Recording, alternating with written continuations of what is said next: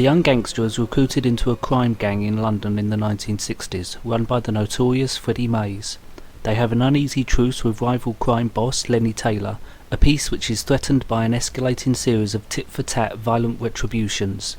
During this time, the nameless gangster is working his way up the ranks, earning respect from Freddie and a trusted position within the hierarchy.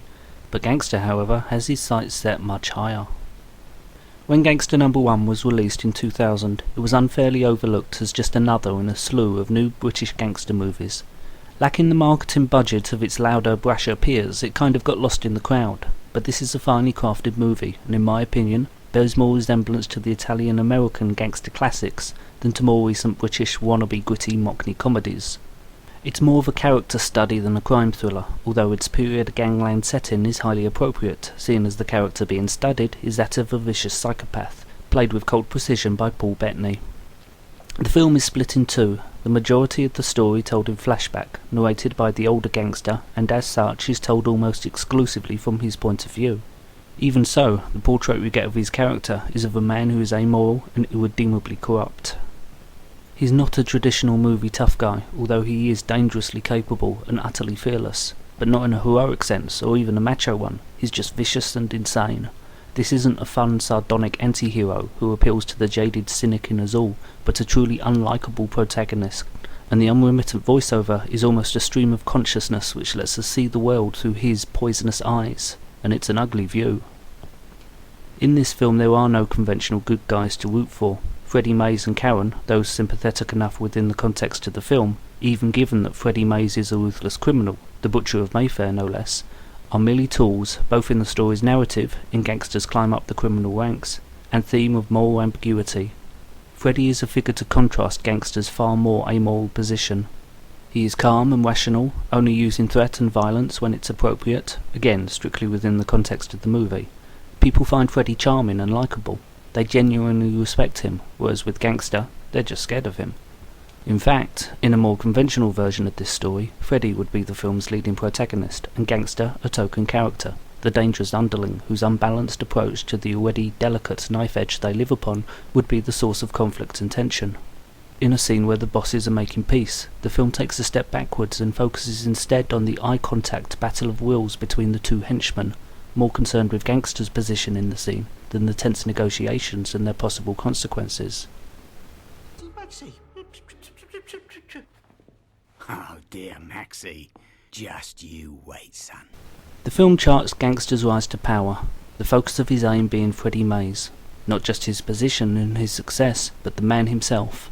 Gangster's fascination with Freddie borders on obsession and has a celebrity stalker-like intensity. He doesn't just want to acquire all that Freddie is and all that he has, he almost wants to be him. The car scene, for example, has an almost homoerotic quality to it. The story then introduces Karen, the waitress lounge singer who Freddie falls for, and she becomes Gangster's rival for Freddie's attention.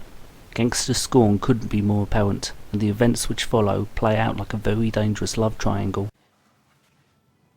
An engagement present? As in, me and Freddie? Get married? Didn't he tell you? No, he fucking didn't. You want the duff or something? Can we hear the patter of tiny feet? No, not yet. No, not yet. You're over the moon, aren't you? Happy.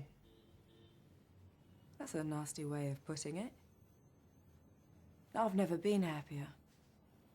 And I'd have thought any mate of Freddie's would be happy for him too. What's your problem? Ain't me that's got a problem, darling, is it? I'm not surprised he didn't tell you. Not exactly over the moon, are you? There's something really ugly eating away inside of you. See it in your eyes. I could see it a mile off. Well, I love Freddie.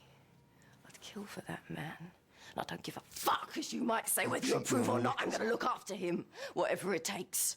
Do you understand me? But all that said, Gangster isn't actually gay, despite the film's deliberate flirting with the suggestion. To paraphrase The Shawshank Redemption, you have to be human first.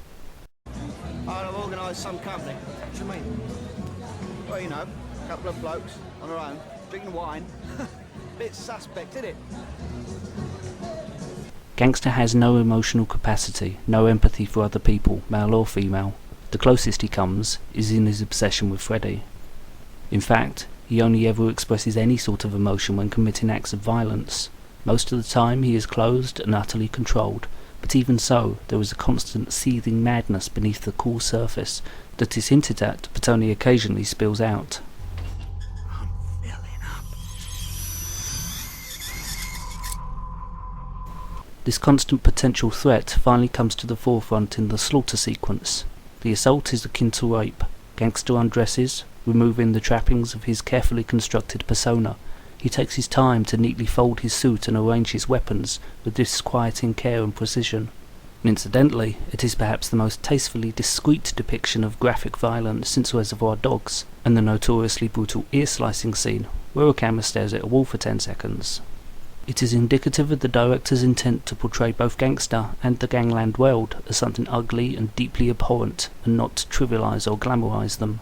Here, the camera takes the point of view of the victim, crawling around and fading in and out of consciousness. It means that the horror and impact of the scene is in no way compromised, even though what we're actually forced to watch is only suggested. We are focused on the assailant rather than on his actions. We are also shown the aftermath. Gangster sits bloodied, drained and dead-eyed, verbally abusing his victim. If there is a point of no return for this character, then it was actually reached about 10 minutes ago, when he callously watched while Freddy and Karen were attacked. But it's this image that hammers the point home in no uncertain terms. A man too far gone for any hope of redemption. Ultimately, it's power that Gangster wants, and nothing will stand in his way. Not even the man he idolises. Well, there's a chair. Who wants it? King is dead. Long live the king.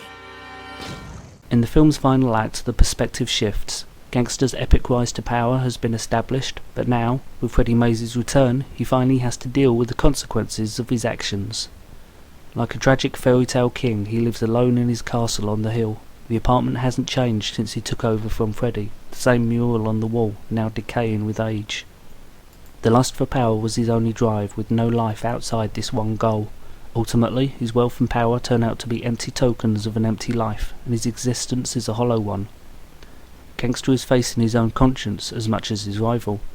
Before Freddy even arrives, he sits alone, arguing with his ghosts, in what appears to be a genuine attempt to appease his conscience. "I got revenge for you," he insists, even though he deliberately allowed the attack on Freddy and Karen to happen in the first place. It's a descent into madness. His downfall is the realization that his life's goal has been an empty one. Freddy has left this world behind. All he wants to do now is forget about his past and make a new life for himself. He doesn't even care enough about Gangster to want revenge. Handsome Freddie Mays, butcher of Mayfair. What a load of old cobblers. Who'd want to be Freddie Mays? Just an old man in a crab sack. I like it that way. Though performances are routinely good, with a great support cast, it's Paul Bettany that stands out here as the eponymous gangster, utterly convincing as the embodiment of human evil.